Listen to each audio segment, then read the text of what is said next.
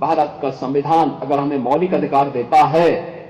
तो हमें हमारे मूल कर्तव्यों के प्रति भी एहसास कराता है, और उन मूल कर्तव्यों के प्रति एहसास कराने के लिए आजादी के अमृत महोत्सव वर्ष में प्रधानमंत्री मोदी जी ने देशवासियों के सामने रखा था, एक विजन रखा था, एक विजन डॉक्यूमेंट 25 वर्ष का,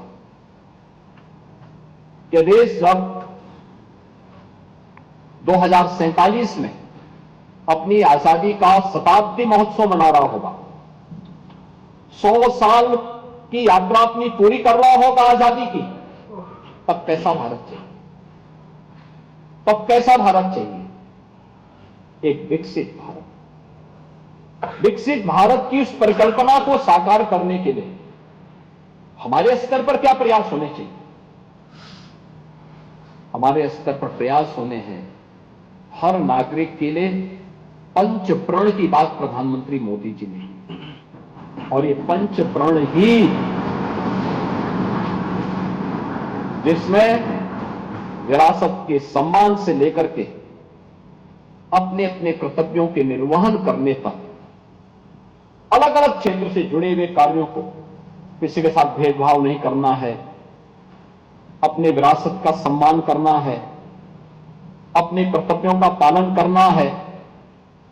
अलग अलग क्षेत्र में जो 5 प्रण प्रधानमंत्री मोदी जी ने आजादी के अमृत महोत्सव वर्ष में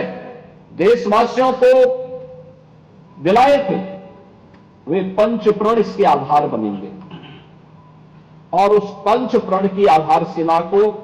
आगे बढ़ाने के लिए युवा शक्ति को हमें जागरूक करना होगा, क्योंकि जब देश अपनी आजादी का अमृत महोत्सव में वर्ष मना रहा होगा, तब आपकी उम्र वह होगी जो आज हमारी उम्र है। उन स्थितियों में आपके हाथों में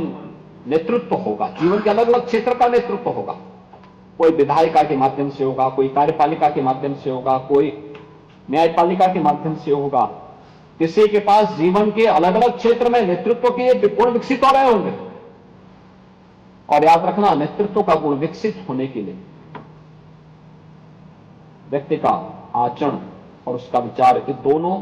बहुत मायने रखता है।